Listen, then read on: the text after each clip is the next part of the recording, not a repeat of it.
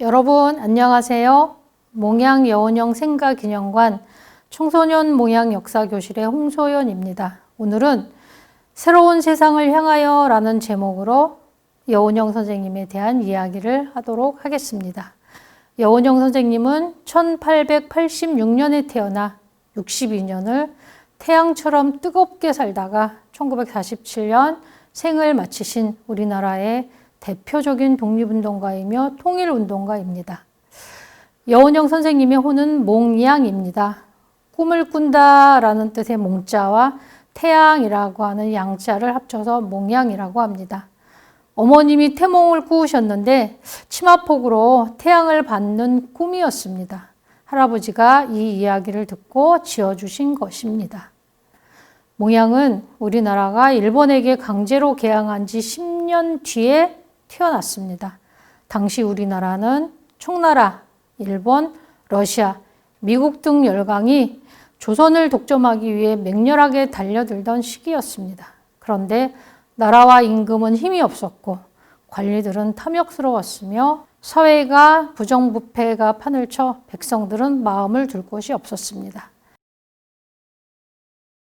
그때 사람이 곧 하늘이야, 사람은 누구나 평등해 라고 하는 동학이 널리 퍼져 백성들의 마음을 끌어들였습니다. 몽양의 할아버지가 바로 동학을 믿는 사람이었습니다. 그래서 몽양은 어렸을 적부터 할아버지 무릎에서 사람은 귀하고 평등하다는 말을 듣고 자랐습니다. 몽양이 태어난 곳은 경기도 양평군 신원리 묘골입니다. 이 시골에서 살던 몽양이 미국 선교사 아펜젤러가 세운 우리나라 최초의 근대식 학교인 서울의 배제 학당을 다니게 되었습니다. 1890년대에 벌써 일본, 미국, 영국에서 공부를 한 친척 여병연이 몽양을 눈여겨보았기 때문입니다. 그런데 새로운 세상과 문물을 배우기에 매진하던 몽양에게 큰 힘이 되어주었던 할아버지가 돌아가시고 어린 아내가 죽고 어머님이 연이어 돌아가시게 되면서 몽양은 자신의 현실을 돌아보게 되었습니다. 그 사이 우리나라는 러일 전쟁에 휘말렸고 1905년에는 을사늑약으로 일본에게 외교권을 빼앗겼습니다. 당시 몽양은 우무학당이라는 학교의 졸업을 눈앞에 두고 있었는데 잘못하면 일본인의 입김에 놀아나게 될지 몰라 학교를 자퇴하고 고향으로 내려왔습니다. 몽양은 주변을 돌아다니면서 나라의 위기를 알리기 위해 거리 연설을 하였습니다.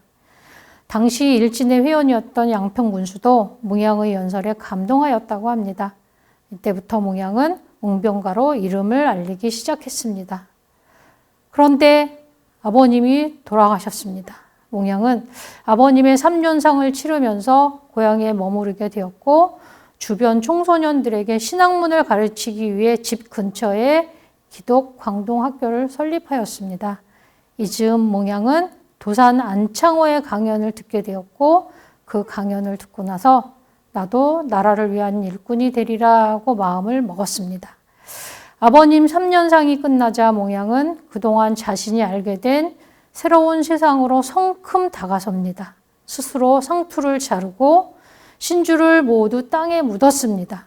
그리고 집안의 종들을 한자리에 모아놓고 이제는 상전도 종도 없는 세상이다. 그래서 그대들은 지금부터 자유다. 지각기 자신의 길을 가라며 종문서와 빈문서를 모두 태웠습니다. 이렇게 몽양 여원영 선생은 시골에서 태어났지만 사람은 누구나 귀하고 평등하다는 할아버지의 가르침에다가 새롭게 배운 지식을 더해서 새로운 세상을 향해 나아가게 되었습니다. 여러분, 다음에는 시대 정신을 따라간 길이라는 제목으로 몽양 여원영 선생님을 따라서 중국, 러시아, 동남아시아로 가보도록 하겠습니다. 고맙습니다.